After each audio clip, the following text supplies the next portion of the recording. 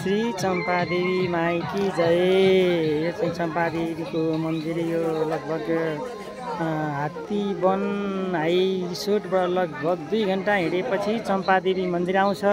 त्यो चम्पादेवीको मन्दिर पौराणिक चाहिँ चम्पादेवीको थान थियो र यहाँ देवी उत्पत्ति भएको पौराणिक कथा छ। र यहाँ सत्यता के छ भने देवीको मन्दिरमा दर्शन गरेपछि पुरा सबैले चिताएको पुग्छ भनिन्छ। यो चाहिँ लगभग 4000 हाइटमा माथि हात्तीवनको माथि सबसे टप भन्ज्याङमा आएर सम्पूर्ण काठमाडौँ आएका जनताहरू आएर रमाइलो गर्दैछन्। यहाँ यो चाहिँ जङ्गलको बिचमा सबभन्दा हाइटमा पर्छ।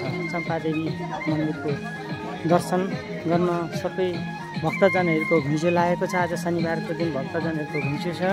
चम्पादेवी माईको एउटा पौराणिक कथा छ कि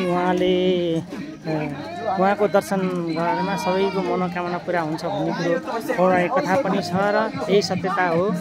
आज मौसमले साथ दिएको छ, घाम लागेको पनि छैन, पानी परेको पनि छैन। यो शीतल मौसमले साथ दिएको छ। सबैले दर्शन गरौँ न चम्पादेवी माई, कसैले नगर्ने भक्तजनहरूले गरौँ। यो चाहिँ धेरै पौराणिक कथा र यो धेरै सत्यताको एउटा प्रतीक हो। चम्पादेवी माई देवीको थान छ। यहाँ सबै भक्तजनहरू आएर नाच्ने गाउने सबै दर्शन गर्ने गरिरहनु भएको छ। धेरै राम्रो गरिरहनु भएको छ। चम्पादेवी माईको दर्शन गर्न सबै उत्सुक हुनुहुन्छ।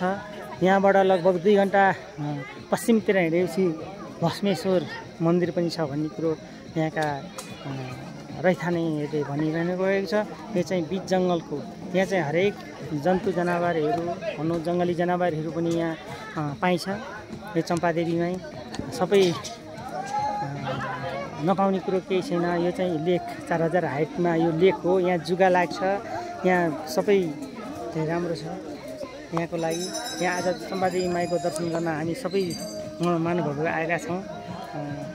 सबै रमाइलो गरौँ, सबैले मस्त हौँ, स्वस्थ हौँ, सबैलाई दर्शन गरौँ भन्ने कामना गरिरहेको छु। चम्पादेवी माईकी जय।